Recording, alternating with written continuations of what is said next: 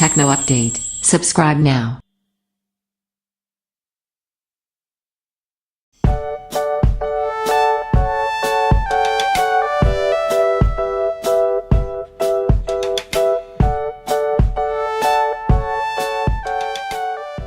Asus Zenfone 4 Max hands-on.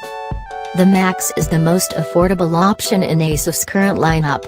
The £250 handset sits below the base £450 Zenfone 4 set to hit Europe in November, and well below the gigabit LTE-enabled Zenfone 4 Pro, which is yet to get a European price or release date.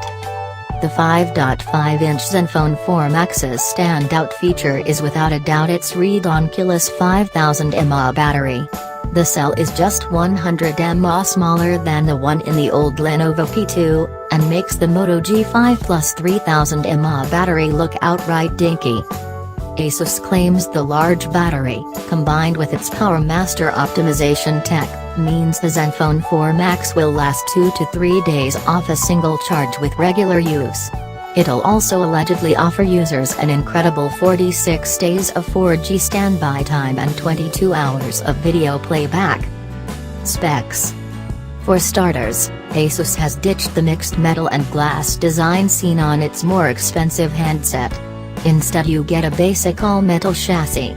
Personally, I'm not hugely upset by the move and think it gives the Max a sleek look not dissimilar to the Moto G5s Plus, but some may feel it makes the Max look a little old school. Outside of the use of an older micro USB charging port, the Max has most of the trimmings of a modern smartphone, featuring a front fingerprint scanner and dual-lens rear camera setup that pairs a 13-megapixel main camera with an 8-megapixel 120-degree wide-angle camera. Some people may bemoan the fact that the camera has a downgraded f/2.0 aperture compared to the regular Zenfone's f/1.8, but for £250 what do you expect? The 5.5-inch IPS display is also par for the course at this price point, and at first glance appears no better or worse than those on most mid-range handsets. Blacks aren't the inkiest around and colors by default aren't the most vibrant. But white levels looked reasonably clean and the screen wasn't horribly overcooked, which is a regular issue on cheaper phone displays. Running on the latest version of Android Nougat overlaid with Asus Zen UI and with an upgrade to Oreo, its software is cutting edge. What are slightly more disappointing are the downgraded internals. The Max runs using Qualcomm's lower-end Snapdragon 430 processor.